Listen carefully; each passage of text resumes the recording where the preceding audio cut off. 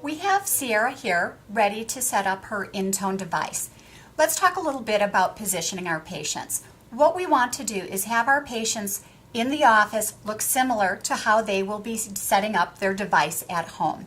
Most patients perform their InTone therapy in bed. It's very comfortable. They have pillows available to put behind their head for easy positioning and also blankets for privacy.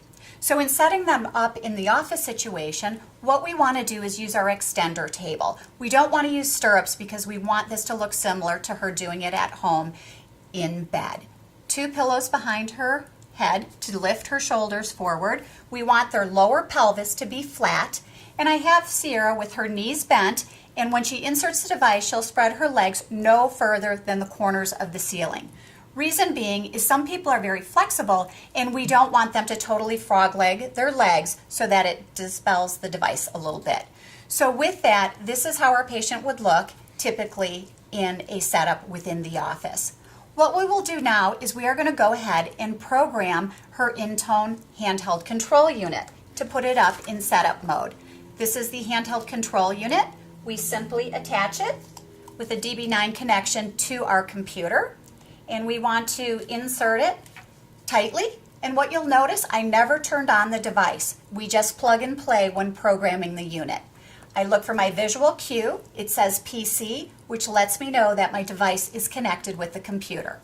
To verify, I can also look in the lower left-hand corner of the computer, and it does state that it's connected.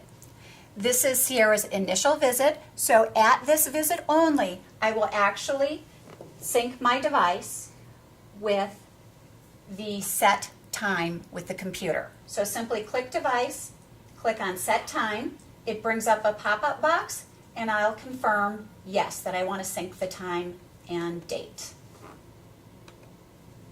The second thing that we're going to do is we want to actually put it into programming mode. That is accomplished by simply clicking the setup key. I click it.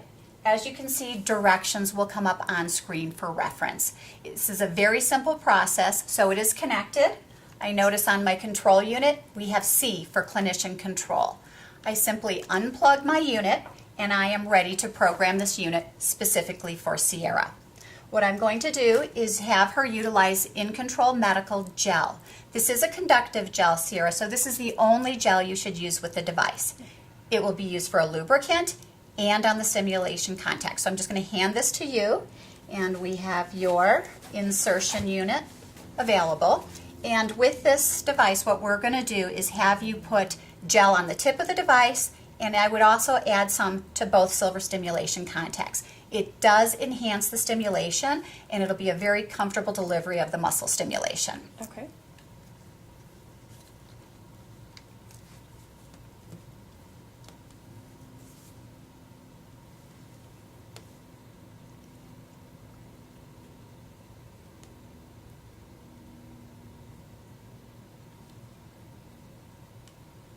Now if you'll go ahead and insert the device.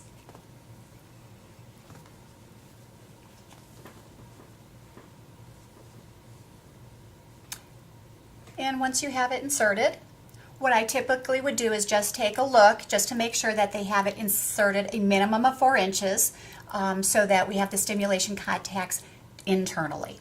So with that, what we will do now is have you inflate the device. Okay. So if you would inflate it to comfortably snug, and as she's inflating it, I am keeping my eye. I'm looking for her to be in a number between 8 and 17, typically for an inflation level. So if you just keep inflating it to where you feel a feeling of fullness, that it won't slip out, and it doesn't feel like it's stretching. Okay. A little something. Okay, just keep inflating till you feel that feeling of fullness, that it won't slip out. Okay, and right about there it feels full. Okay, perfect. All right, with that, now what I want you to do is just do similar to a Kegel exercise. Squeeze your pelvic floor muscles against the resistance of the probe, Okay. and then relax. All right. All right, what we look for is for that device to go up 1 or 2 numbers, and then it is at a level of 12. So that will be perfect. I'm going to write 12 down. That is going to be your inflation level, and we will talk about that a little bit later when you actually run through the session. Okay. Now we're going to go ahead and set stimulation. What we're going to do is we're going to slowly increase it until you feel a sensation, and what we're looking for ultimately is that she will feel an upward and inward tug in which you will feel a tightening of your vagina around the probe and a relaxation. Okay. So with that, I just press the S key, and as you can see, it is flashing 0. That means no stimulation is being delivered. I usually keep my handheld control unit facing me for both setting inflation and stimulation levels. So right now, just for demonstration purposes, it is at 0. We have 0 through 20 to set stimulation. No one feels it at the lower levels, so what we're going to do is just take her up to the level 4. I use the up and down arrow keys to change the stimulation setting.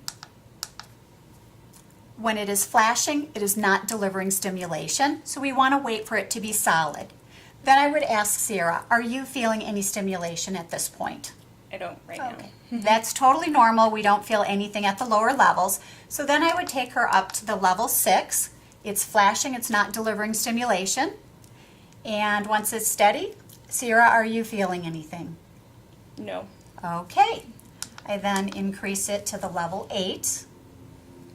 I feel a little something. You're starting to feel kind of a tap or a tingle. Perfect. That's exactly what I'm expecting for you to be feeling. So at this point, when the patient can start to feel a little bit of a sensation of the stimulation, I start going by single numbers. So I'll take her up to the next level and we'll wait.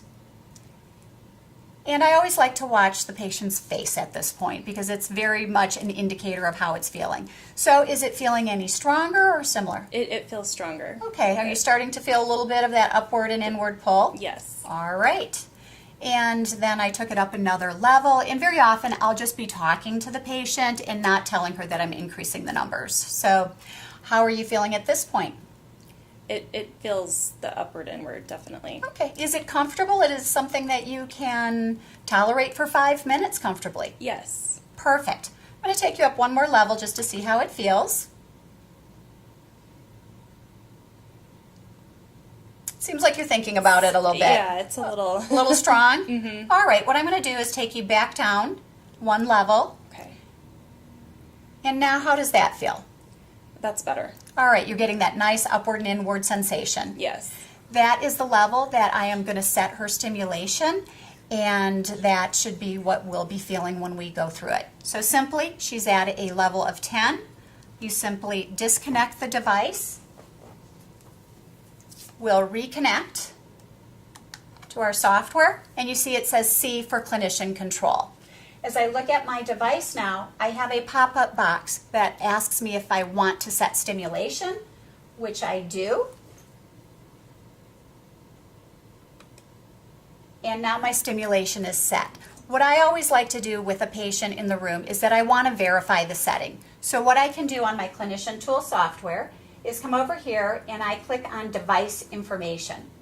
What it lets me know is that my device clock is functioning, her stimulation level is set to a 10, just as we had instructed it, the number of sessions, the software version, and then also I have an opportunity to add my patient's name to this device. Every time I plug in her control unit, it will have her name listed, so it's great reference. You can use Sierra, your patient's name, medical records number, or any type of identifier that you would choose to use. Now that we've completed programming the device, we're going to have Sierra deflate and remove her device and run through a complete session with observation.